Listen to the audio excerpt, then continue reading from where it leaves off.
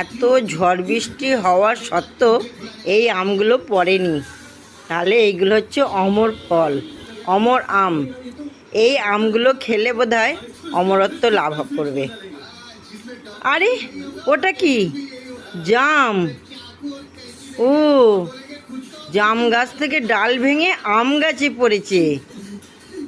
বাহ, তাহলে আমও খাওয়া হলো, জামও খাওয়া হলো। আম খেলে অমর পাবো, বা জাম খাচ্ছি।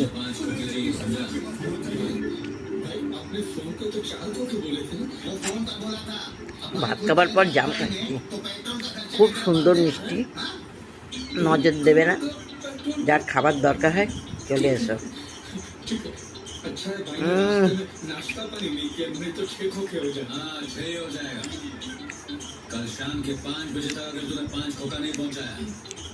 খুব সুন্দর।